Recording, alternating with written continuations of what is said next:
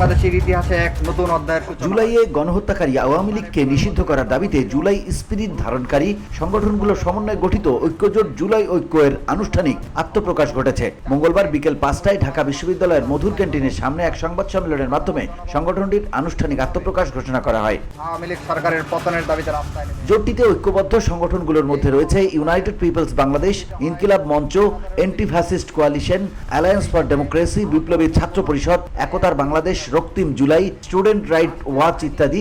এরকম মোট 35টি সামাজিক, রাজনৈতিক ও সাংস্কৃতিক সংগঠন এই জোটে সংহতি প্রকাশ করে জোটবদ্ধ হয়েছে বলে জানান জোটটির নেতারা।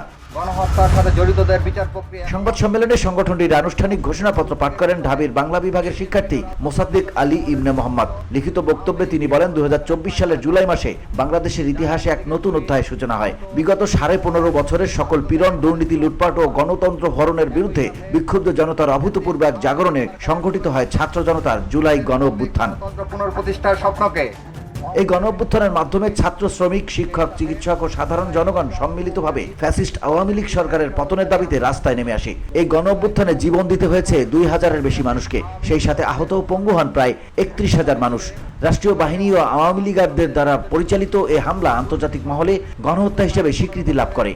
যে সকল অপকর্ম সংঘটিত হয়েছে, জুলাই ঐক্য জোটের মূল ও একমাত্র দাবি হচ্ছে জুলাই বিপ্লবে অংশগ্রহণকারীদের সাংবিধানিক নিরাপত্তা নিশ্চিত, ফ্যাসিস্ট আওয়ামী লীগের সকল রাজনৈতিক কার্যক্রম নিষিদ্ধ ও 24-এর গণহত্যা, শাপলা ট্র্যাজেডি, পিলখানা ট্র্যাজেডি, গুম, খুন, দুর্নীতি সহ বিগত 15.5 বছরে যে সকল অপকর্ম সংঘটিত হয়েছে তার সাথে জড়িত সকলের বিচার প্রক্রিয়া ত্বরান্বিত করতে প্রয়োজনীয় ক্যাম্পেইন জারি রাখা। এই লক্ষ্যকে সামনে রেখে জুলাই বিপ্লবের স্পিরিট ধারণকারী সকল শক্তিকে নিয়ে একতাবদ্ধভাবে কাজ করবে জোটটি।